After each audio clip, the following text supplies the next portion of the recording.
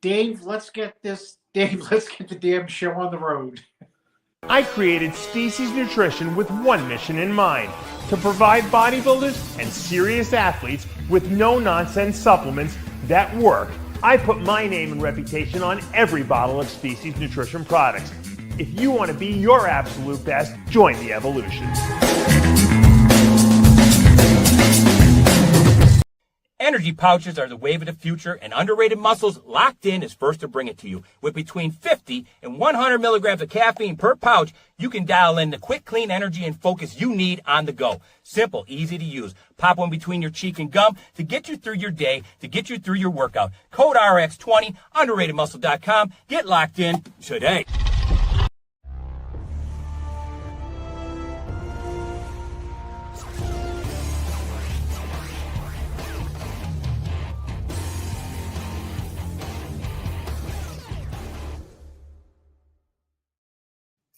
And we're back for another episode of Heavy Muscle Radio. We are coming to the end of the 2025 calendar year. I can't believe it already. Thanksgiving's next week, but I got the technician here, Chris Aceto.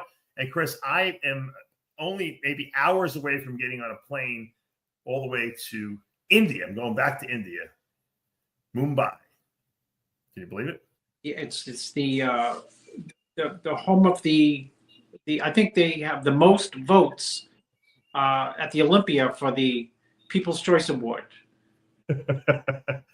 you know, now they say that, most of the anabolics now are not coming out of China anymore. A lot of them are starting to come out of India. So India might now be the new home of the anabolic steroids.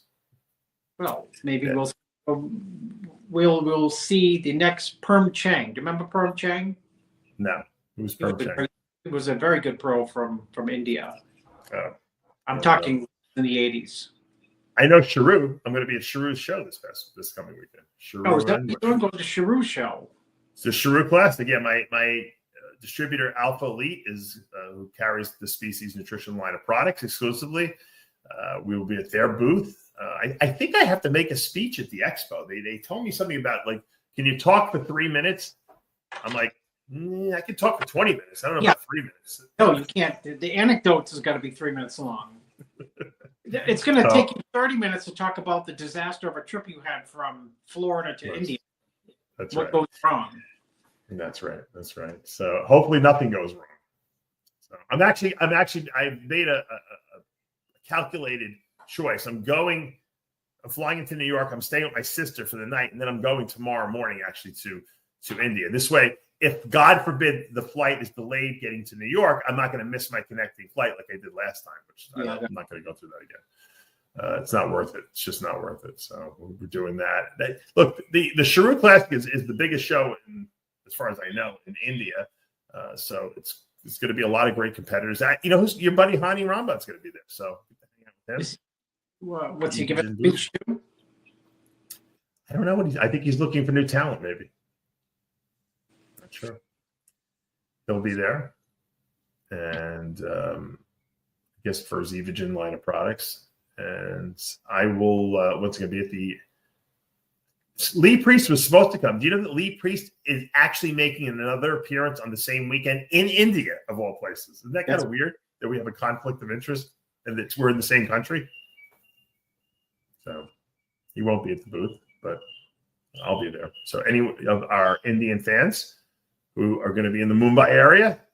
I was told that your buddy Lee Priest had Derek Lunsford 9th place at the Olympia. So yeah, I noticed that. I saw that you. I want you to take down the 30-second after the prejudge and wrap up between me, you, and second place in the Olympia 3 times, Rich Gaspari, and Ian Valier, a nemesis of Derek, who all had him first, but. I tell people this. At least, number one. Yeah, the funny thing was that Lee was at the Olympia, but he didn't go watch the show. That's the irony. Of course, because he doesn't need to see it. He can opine on the perfect placings 1 through 8, with Derek being 8th, if not 10th, from his BlackBerry. No, and you make a very good point. I'm glad you bring this up. Even though we love Lee, a lot of people like to handicap and give their opinion on these shows, especially the Olympia, from their telephone, from their iPhone. If you look at the size of the iPhone screen, how do you think you can get enough resolution on that screen to have any idea of what a person really looks like in person is ludicrous. And that's why when we do these wrap-ups of shows that we're not at, we always defer to the fact that, you know what, we weren't there. Because sometimes stuff is missed. If you were sitting in the front row at that Olympia, there was no doubt in anyone's mind in that front row that Derek won that show, including the judges. So I don't. You were saying that, what a kiss ass, because I'm on the show with you. You were such a weasel. Well, you helped Derek. You helped Andrew too. We could have made a case for Andrew. I mean, that's who Lee thought won, right? Yep. That's why I said 30 seconds after the prejudging was over. That's when we did it. Meaning, it was my guttural reaction when you said, "Who just won the judge?" And I said, "Derek won it." Right. You agreed. You went to Gaspari. You went to Ian Valier, and then Lee Priest came running down the hall with his phone up. He just watched it on the phone and said, "We should be eighth." I don't even think he paid for the live stream. I think he watched it on like someone's Instagram where they probably put like filters over the pictures and everything like that. You just can't.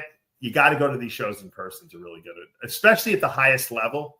Because at the highest level, it's very close between people, and graininess and roundness and structure really is much more impressive when you see these guys in person. And it's a shame when people foo-foo. Look, Derek won 3 shows this past year for a reason, not because he got lucky, okay, but because he is the best bodybuilder on the planet right now. That could all change next year. We know that, Chris. We've seen this happen a million times, right? But in 2025, Derek was the best bodybuilder on the planet. There's no doubt about it. He won the 3 biggest shows. He won the most prize money. He set 10,000 records probably, for 2025. 2026 could be a whole new ball game. But the question is that I have for you, at least, I know Derek was away on vacation for a while. Is Derek going to do this Arnold Classic? A lot of people are speculating on this. No, I actually texted him this morning about something outside of bodybuilding, and I kind of sort of would assume if he had planned to do it, that even though we weren't talking bodybuilding, that he would say, we are, I don't know how many weeks or how many days or hours away from the Arnold. So he's not mentioned it to me. I mean, a person who he really looks up to, Jay Cutler, texted me after hearing us talk about this on the show, about the fact that there's $750,000 up for first prize. Jay himself said that he would have done the show if he was Derek. So I would have to believe that Derek is very, strongly influenced by Jay. And I would have to believe that the fact that Jay said that would, at least in the back of Derek's mind, be ringing a bell. What do you think? I mean, I've said it before. It's technically it's hard, money to turn down, or hard opportunity to turn down. At the same time, people have private lives, and people have things that they need to focus on. And by private, that could mean is something simple as, like, I set out to what I wanted to accomplish in 2025, which Derek, was quite audible on what he wanted to win. The Arnold, the Pittsburgh, and the Olympia. People thought he was crazy, including Lee Priest, who had him 7th at the Pittsburgh. But you know what? When you accomplish something like that, everything mentally down after that could be like downhill. You know what I mean? Like, okay, I just watched the Rocky movie. You don't come out with Rocky 2 like 6 weeks later. You know what I mean? It takes time to be able to reassess what you've accomplished and to get straight in your mind what you want to accomplish going forward. And I think that's probably a part of the decision making. Yeah, I agree. Now, not to be one that's controversial, Chris, but I noticed that a lot of these Instagram sites like to grab your quotes. And I saw that you had made a statement. Let's pull this up. About, I guess Fouad had a radio show on his TV show, was saying that he felt that if Nick Walker looked like he did at the Pittsburgh show, that he would win the Arnold Classic, beating Andrew, who's committed, and beating Martin Fitzwater, who seems to be committed to the show. And your response was, come to the Arnold. Now, I think they this Beyond the Stage interpreted it that you were saying that to Nick Walker, but you really weren't, right? No, Senator Fouad. Come witness it, and with your own eyeball. Come to the Ohio and see how it goes down. Because the fact is, in bodybuilding, like the stock market, the past has nothing to do with the future. It's not a predictor of what's going to happen in the future. So I do not think that Andrew, Jack, or Derek Farnsworth are shoo-ins for anything. Derek Lunsford. Derek Farnsworth. Andrew, I don't think Derek Lunsford or Andrew Jack are shoo-ins. Yeah. I don't believe in shoo-ins. And I don't believe in the idea, well, if Jay brought his 2001 waist from the Olympia along with the 2002 Arnold size, and he brought that, I mean, you know what? It's all hyperbole. And it doesn't mean anything. All's what means anything is 11 a.m. or whatever, 1 p.m. on the day of the Arnold prejudging, who walks out on stage and how do they look at that time. Right. It doesn't, whatever they accomplish in the past, it's a clean slate, Right. I haven't heard any commitment from Nick Walker either. The judges are going to judge what is in front of them. Of course, they're going to have an idea, who the top 2, 3, or 4 in their mind would be. They'd be idiots if they didn't have a preconceived idea of what the top. At the end of the day, the top call out is what is in front of you. And the proof of that is Ramon won the Classic this year, and he was 4th the year before. He was the overwhelming favorite to be compared with Bumstead last year, because prejudging had come down to 2 years in a row, only Chris and only Ramon. And that morning of the prejudging last year, when all was said and done, Ramon was bumped out to the end of the first call out. So yes, judges obviously had an idea of what Ramon could accomplish, but he didn't. And so the same thing is here. You can talk up an athlete, the what ifs. If he had this condition from this show, that fullness from this show, 2021, blah, blah, blah. Doesn't matter. So that's why I said, just go to the show. No, you're 100% right. You're 100% right. 101. No, because we don't know who's going to win. Now, I don't think that Nick Walker has made any commitments to the Arnold. I haven't heard anything. Have you? No, the only ones that I know who are doing the show that I've heard, they are in the show is Martin and Andrew Jack. Yeah, for sure. I think we're going to see a lot of guys jump in at the. I would be shocked if Samson doesn't do it. To be honest with you, I don't think he can. Look. It's not just the win that gives you a lot of money. Top 3 places is a lot of money. So I mean, I wouldn't say Dave, with these with guys. Respect to rest too. People do this. I need the rest. I need the rest. I need the rest. I need the rest. And they get fiddling around their house for 3 weeks. I'm fully rested. Right. And the danger is you could be here mentally, but from the neck down, your body's still not rested. That is a big there is a thing. But you know what? I think at this point, with the amount of money that's out there, I think these athletes almost have to force themselves to compete twice a year now, whether it be the Arnold and the Olympia, or the Pittsburgh and the Olympia, or the Dubai and the Olympia. You'd be silly not to try to hit 2 shows that have over $100,000 for first place. If I'm a top 3 guy in the world, I'm doing the Arnold and the Olympia every year, because those are the big paydays. And I don't see Samson skipping that. Samson likes money. I know he does. We've talked to him about it. I just don't see him missing it. I also don't see, I don't think we're going to see Hottie at that show. I don't think he's going to be there. That's going to take another guy out of the contention. Obviously, Martin is on a hot streak now. Hey, by the way, I wanted to ask you, what did you think about the whole silly thing with Martin calling out Giles Thomas?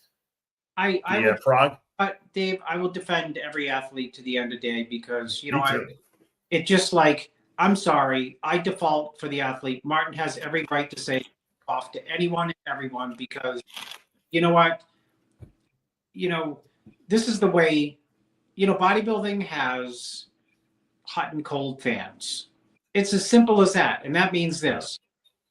All the people, not all, but Nick Walker was supposed to win the Olympia, and he had all the fans around him, and they loved him, and they loved him, and they loved him, and they loved him, and they, went on every Instagram post and, tagged him, and you're number 1, and you should have won the Pittsburgh. And the minute he doesn't win the show, they say you're trash, go live in your mother's basement.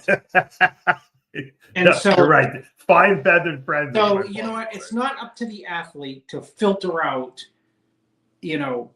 which of his 1 million fans, when he meets them in person, is the guy who was just on his team one day, and then the next day,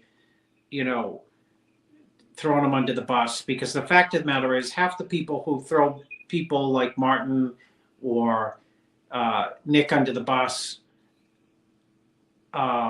if they saw them at the banquet and they were getting their food and Nick was getting their food, they'd probably tell him, "Oh, you were screwed, bro. You were the best."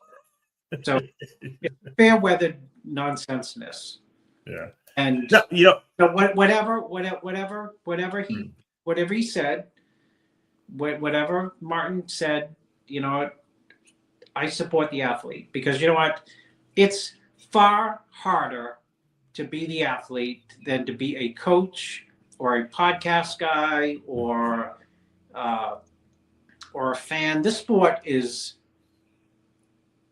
ridiculously demanding for the bodybuilder. It is so overwhelming, and everyone wants to weigh in with, well, all Nick has to do is this, or all Martin has to do is this, or all Derek has to do is this, and he'll win. It's a lot more goes into it than that. And I understand completely the athlete's frustrations, straight across the board. And, I would never even if I'm in the wrong, I'm supporting the athlete. Too bad. I'm supporting the athlete straight across the board. Back in the day, if you remember, Mike Quinn would knock guys out, backstage, and no one complained. Mike Quinn knocked out so-and-so. And so-and-so never called the police, nothing. Nowadays, literally Martin, knocked Giles' cell phone out of his hand or pushed his cell phone. And Giles is claiming that he has a heart condition and that he was he's ready to sue Martin over causing him to have a cardiac episode from the fact that Martin got in his face. Maybe that's, look, I like Giles, but that's a real pussy move, if you're asking me, if you're going to be, if you're going to walk into the ring, you better be ready to fight. Right. We're not fighting in the ring, but your words have meaning. Mm. And one of the things I try not to do, though I have in the past, is be critical of people's physiques, or critical of mainly their physiques. And I won't do that anymore, because I know that. No, you're critical. I might be. We do it. You don't do it in a condescending way, though, Chris. Yeah. Neither do I. I've never had anyone come up to me and call me out in person for criticizing their physique. They might not like what I say, but they're not calling you out. I don't say this guy got 8th, and he cheats on his wife. Or this guy got 8th and he cheats on his wife. I said this guy got 8th, and obviously from behind or from the front, he's going to analyze it. Yeah, that's not, because what he brought to the stage is, do I think he's looked way better? Yes. Would I even say he looks terrible? Yes. But it's not a critique of the person. And, I just, I will back, like I said, it's repetitive, but it's worth repeating. I support the athlete straight across the board. If Martin would have done the Will Smith smack Giles in the face, different story. Yeah, he didn't assault him. He pointed his, he was emotionally, aggressive. Hey, you know what? He wasn't physically aggressive towards him at all. If Giles thought he was physically aggressive, I saw the video. He's out of his freaking mind. He's over exaggerating it to try to make a big deal about it. It's okay to be emotionally aggressive. It's okay to be emotional, because when you wake up in the morning, as a bodybuilding is different than when Ronnie and Jay were winning. They could go to the gym, go do their photo shoots for Weider. Weider would, cover Jay and Ronnie the way they wanted to be covered, or Joe wanted to cover them in a positive light. And we are with sponsorships and YouTube and hits and all this at a point where, unfortunately, athletes at this level need to parade around so much of their lives that they probably shouldn't even be sharing with others. And on top of that, preparing for shows, and they post update photos, and people shit on them for the way they look at 3 weeks out, 9 weeks out, 12 weeks out, or they say they look great at 3 weeks out, 9 weeks out, 12 weeks out. And it's all one big, giant, emotional Scud missile on the person. So, expect people to have composure at all times of the competitive year. Right. I don't think that's reality. And to be so offended when someone is emotional and, yells at you, grow a backbone. I agree. I think that it was an overreaction on Giles' part. Martin was just very emotional. He won Prague. He was excited. He called that he wanted to say, look, Giles, yeah, now what? Now talk about me. And that's fine. That's, I don't take that as an aside. I remember I went into a McDonald's once. So I was in the McDonald's parking lot, and some guy said something. I had just had hernia surgery, like an umbilical hernia repair, Chris. And of course, that's when some idiot, my whole life, I never got into a fight. Some guy said something rude to me. And I poked him in the chest with my finger, like really hard. And he's like, you assaulted me. I said, you haven't seen assault yet. I said, you better start running. I said, because the assault hasn't started yet. So people will over exaggerate, any physical contact sometimes. And you know what? We're all in the same industry. It's not like Giles is some stranger, he should have just said, you know what? I made a comment. He got a little emotional. It's fine. If anything, I would have made a joke out of it. I would have been like, I got assaulted by Martin. He was so happy he won the show that he wanted to prove me wrong. I would have played it off like that. Giles pretended like he had a heart attack for the clip, Dave. You would have had them, and it would have been a good interview. If he had said that to you, you would have had the microphone right there and followed him right back up on stage to interview, and it would have been the interview. That's right. And we would have good. But you know what? I think because some people take themselves too seriously, and it's not, when you're at work, nothing is serious. Okay. Different story when you talk about people's family life. Then you're getting into off limit areas where I can see people getting a little upset, which would be a good segue. Because what was said? So that we're talking about it. What was said that upset Martin? No. I think that Giles was, saying the year before that he didn't deserve to beat Bumstead, which we all said. So I don't know if it was the way he said it, but obviously it rubbed Martin the wrong way. Yeah. So, well, that's people like to go back to you shouldn't have won this in 3 years ago. It's like, you know what? For God's sakes, the show's been judged, and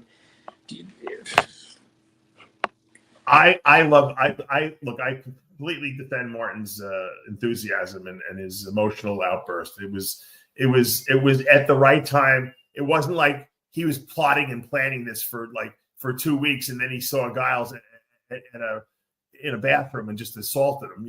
He just got off stage. He was all excited. He won the show. He wanted to say, I told you so. And that's really what it was about. Yeah, so it was spiking the ball, except they had no ball to spike. Right. He spiked the ball into Giles' head. That's what he did. So look, guys, fucking lighten up a little bit. The guy doesn't dislike you. He obviously wanted to just say, hey, you got what you. I proved you wrong, and that's all it was. But talking about personal stuff. I don't know why this guy Matt from Muscle Discord just likes to rub people. He's very irritating. I interviewed him, and we had a little debate on RX Muscle a couple weeks ago. But he about ChatGPT judging these shows. He's a very irritating individual. And I understand why he definitely rubs people the wrong way. And you know what? Thank God for him that he doesn't really leave his mother's basement. Because if he did, I think there would be a lot of people who beat the crap out of him. Probably not me, because I don't care. I don't take anything personal. But there are a lot of people who don't dislike him. His latest thing is now he's trying to say that Tyler Manion is like corrupt. He shouldn't be judging. He shouldn't be dating people who are in the industry. It's not appropriate. But the thing that he's doing is that he's just this girl that Tyler's dating, I guess, used to compete. She hasn't competed for like over 2 years from what I gather. And he's like this. He's 31 years old. What is he not supposed to? He's not supposed to have any relationships with anyone. The guy can't go on a date. It's unbelievable what the scrutiny. Who does this guy Matt think he is? You can only date. He's like the moral police of the world. You can only date people from your high school and who you went to college with. But after you get out of high school and college, if they go to the gym, Tyler can't date him. That's the rule, evidently. If I were Tyler, I'd want to smack the crap out of this guy because you know what? I've known Tyler since he's a little kid. Okay, obviously he's JM's son, Jim Manion's grandson.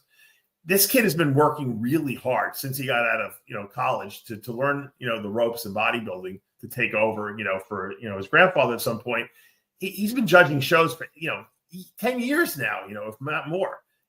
Going to these shows, it's like, and he's been learning the right way to do things. I mean, the guy's allowed to have a social life, and granted, he can't compete. He can't date someone who's competing at the Olympia. There's a conflict of interest there. But if he wants to date someone who used to compete or someone who's no longer competing, I mean, or someone who chooses, I love this guy. I'll stop competing just because I know it's a conflict. That's fine. But who the fuck is this guy Matt to say that this kid can't go on a freaking date or can't have a girlfriend? I've never seen anything like it. Everything that these guys do that run the organization, this guy has a problem with. I think the problem is that he's got a mental problem, this guy, because Steve Weinberger can't look at his cell phone on a judging panel. Tyler's not allowed to date anyone. The judges suck, and they should use ChatGPT to judge the Olympia.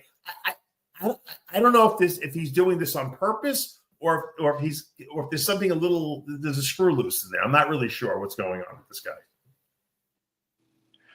And I don't mind when he brings up real topics. Like, I mean, when the guys he brought up the topic that the guys never got paid from the Masters Olympia. I thought that's fine. That's a legitimate gripe that a lot of people didn't know about. And you know what? The guys got paid because of it. But what's with these personal attacks? You don't go personal ever. If you want to critique bodybuilding, that's fine, but stay out of people's personal lives.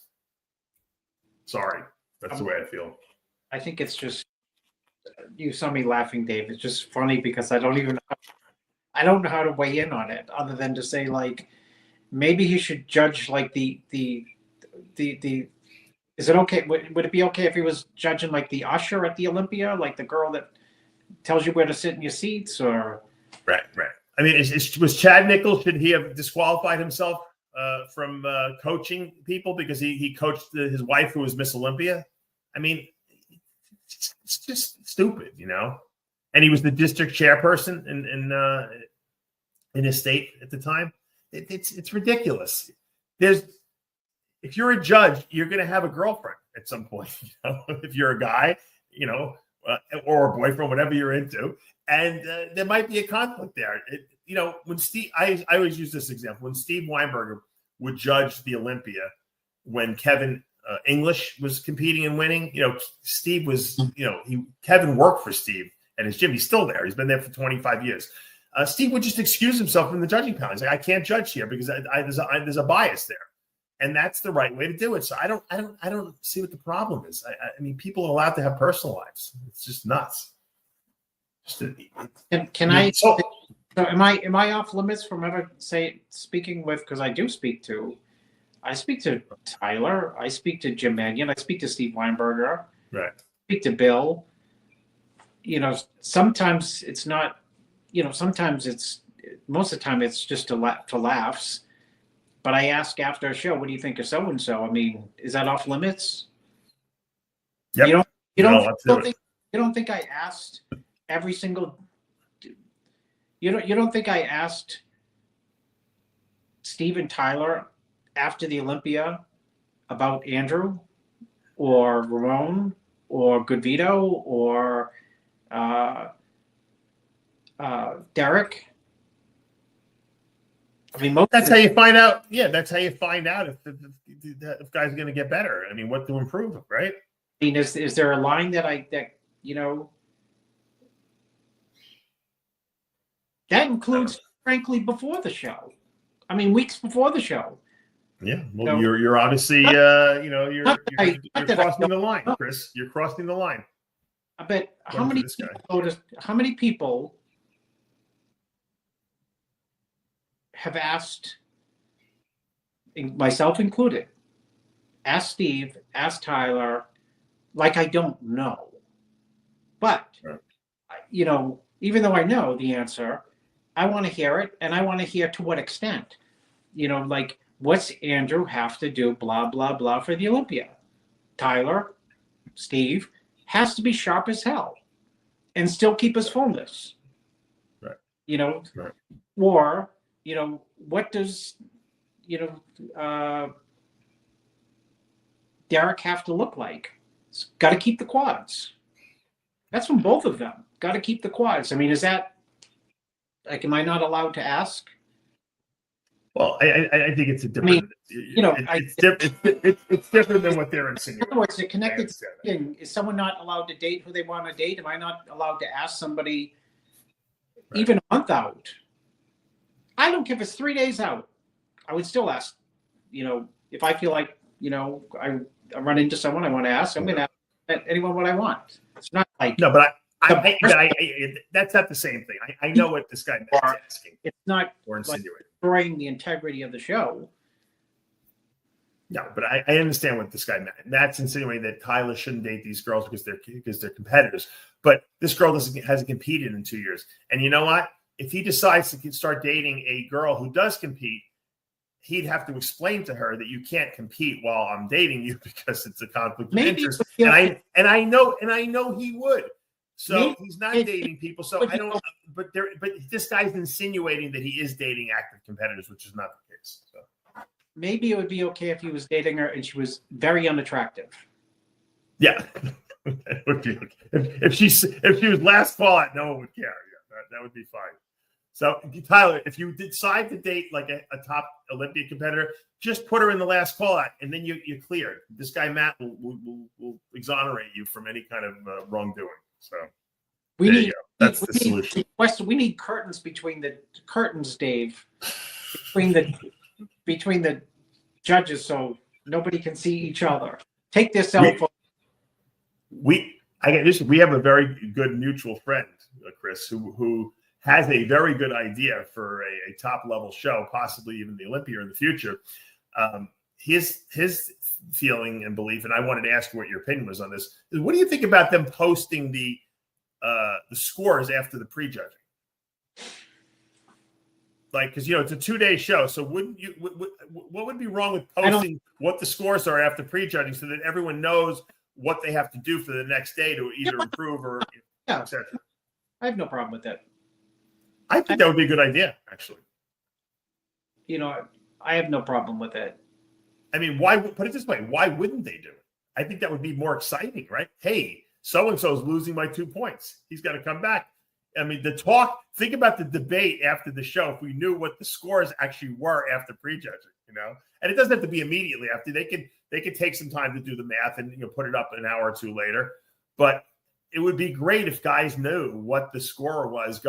I think it would make the finals that much more exciting, to be honest with you. Yeah. You know what's so funny, Dave, is, I mean, I love prejudging and I love finals, and I like it because there's a lot of reasons to it. But how about just one show? What is the point of prejudging in finals? I understand that, but and I'll tell you why. It's by convention. They've been doing it for so long. So no, I will tell you why. Because I have been to shows where, and you have, big shows where people look completely different 1 day later. Right. And if you go back to FIBO, Andrew was actually behind Sass, and I was coaching both of them after prejudging, and it was a mega slam dunk for the finals, which was like 7 hours later. Right. So obviously the body can change between a Friday night and a Saturday night, and it can change between in the case in FIBO, 11 a.m. and 9 p.m., 10 hours later. I like the same day prejudging night show, and I'll tell you why I like it, because the evening show gives the judges a second look. It's almost like an instant replay. Okay, you know what? Let me go back and let me evaluate how this guy looked, because I wasn't really sure after prejudging. We kind of made a decision. I would like to take another look so that I make sure we get it right. And I think that finals does that. A lot of times the judging doesn't change between prejudging and finals. It's just a confirmation round. But sometimes they really judge them very hard at the finals, because they realize that it is that close, and that maybe prejudging wasn't a foregone conclusion, and things can change at night. So I like the fact that they get a second look, because sometimes, like I said, it's so close that you really can't decide, and then you're mulling it over your head later that day. These judges are like, well, maybe I should have gone the other way, and then they get a second look at night, and they can say, okay, you know what, I was right, or you know what, I wasn't right. This guy is better, and he improved even more tonight, so I'm going to give it to him. So I think that's a good idea, but I would like to see the scores after prejudging. I think that would be great. They can post them online, whatever they want to do, and this way everyone knows, including the fans, what these guys have to do either the next day or later that night for the finals to obviously, win the show. So it might be something we might want to ask for, and maybe they'll give us, a lot of times if enough people ask for it, the judges, and the people who run the organization, obviously the powers that be, will change the rules. And there's nothing wrong with that. I think it's a good idea, but we'll see. I'm sure Bob Ciccarello will take the credit for it. No, Bob, just kidding. I'm just breaking your balls. Yeah. Would Sean Ray like that, or would Sean Ray be against that? Oh, if you brought it up, he'd hate it. Why would he hate it? Because he hates more transparency. More transparency. Come on. Yeah, well, in this case, since you said it, he needs less transparency. Yeah, that's true. All right. Have you seen the guest posting of Quinton Eastwood? Or Quinton Eastwood, I should say. Let me pull this up. This guy's a freak. I think next year is. We've been saying this for a couple of years. I think next year is his year. I'm telling you. His leg. Look at his calves. It's a pretty freaky calves. His legs improved a lot. I mean, he's just. This is off season for him. He's like, he's looking enormous here. You think there's good genetics in Nigeria, Dave? Yeah, I think the genetics there they're handing them out like fucking pizza pies over there. Amazing. This guy doesn't win. He can be an Olympia guy. He's like a Ronnie Coleman. Like, he started late. He never took drugs, Chris, for a lot of years.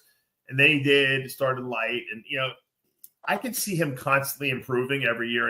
And then all of a sudden he's beating everyone. Because that's what Ronnie did. People don't realize Ronnie turns pro after competing for like 1 year in 91.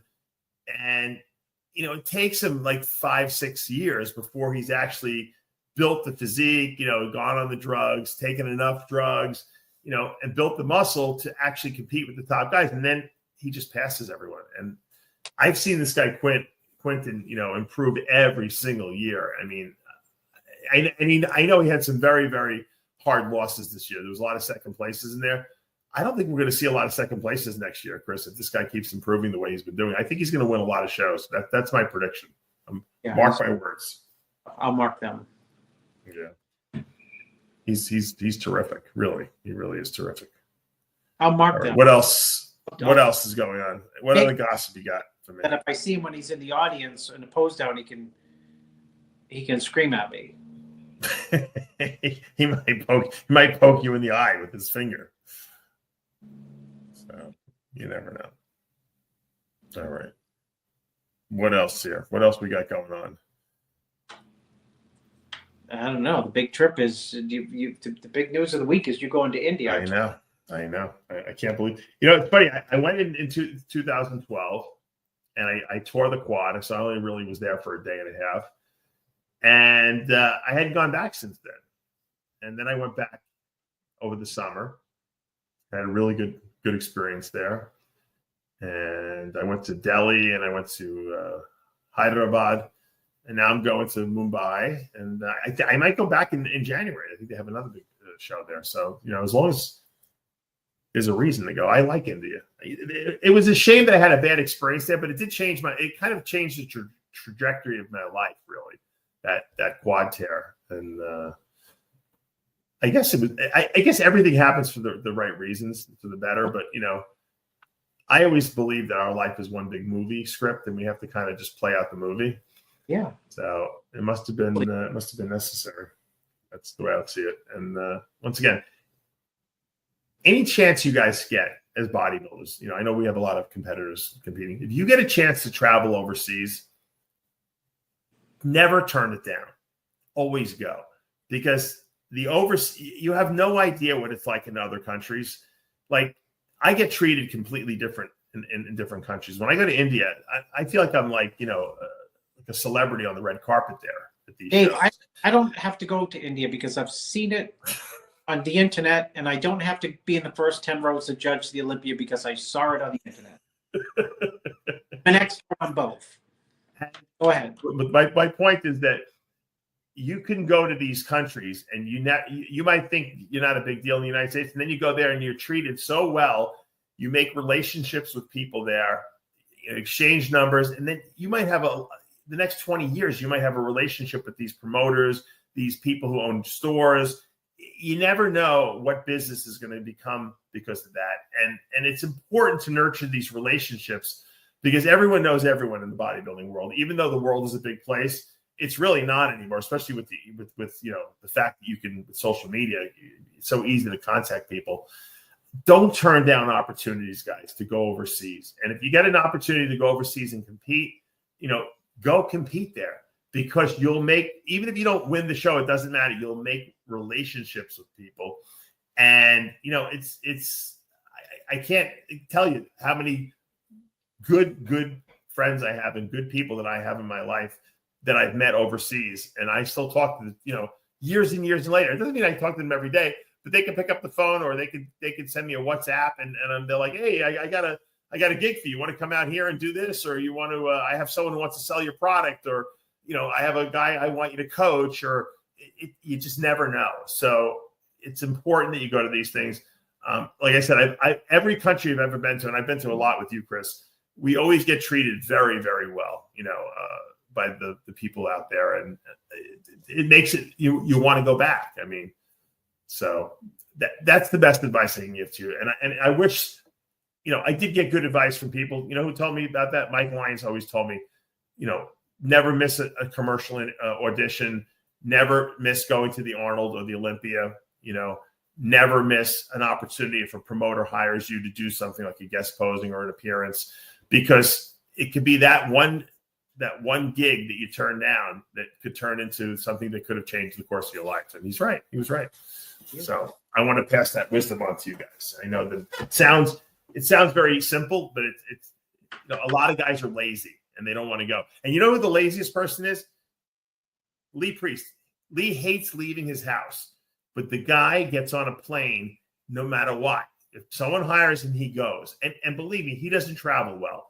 He doesn't like to leave his home. Matter of fact, when he travels, he usually sits in his hotel room doing laundry and ordering room service, which is why he didn't see the Olympia live. But the point is that he doesn't travel well, but he still goes because he knows that that's how he makes his living. And I see a lot of bodybuilders just sitting home, and they're always asking me, "How do I make money? How do I build up a social media presence?" I said, "Well, if you don't post every day on Instagram, then you're not doing anything to build your social media. If you don't post YouTube videos every day, then how does anyone know you have a YouTube channel? And why would anyone watch your YouTube channel? If you don't go on these appearances or go to places that you have opportunities to make money, then how the heck are you going to make money? No one's just going to call you up and say, by the way, I want to pay you $1 million a year. Here it is. It doesn't happen like that. And especially in today's world, there's very few supplement companies paying big contracts. You have to make your own money by making by controlling your own destiny. And you can do that now because you have your own platform to advertise yourself, something that Chris and I and all the guys from the 90s and early 2000s didn't have. We had to have magazine exposure. We had to have the supplement companies sponsoring us because if we didn't make any money. You guys have it wonderful today. You control your own destiny. But a lot of people are lazy, Chris. They don't want to do that. They want to just have someone hand them a check every week. So that's my rant for today, Chris. Well, my India rant. It's a reality where we are now. But it's wonderful. It's a little scary because you have to kind of make your own way essentially. But it's wonderful too because you control that destiny. Yeah. And I don't know why people wouldn't want to control their own destiny. Oh, by the way, on a sad note, Kim King died. I don't know if you know Kim King. Kim was a bodybuilder in Pittsburgh. Yeah. She judged for a while too. Yeah, she had a pulmonary embolism. A lot of clots and embolisms we're hearing about lately. Very, very sad.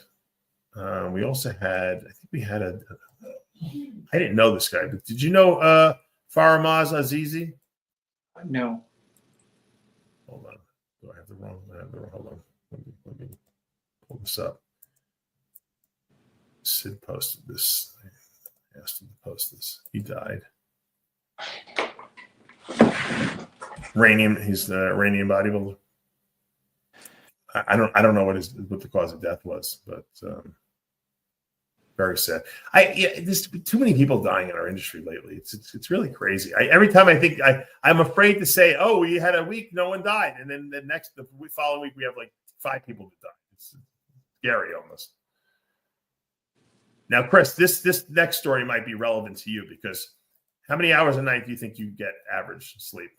Well, I used to get 6.5, but I saw Jay's podcast with Dana White, and I got jealous that Dana White said he survives on 5. So I'm kid you not, Dave. You're down to 5? Yeah, I'm 5.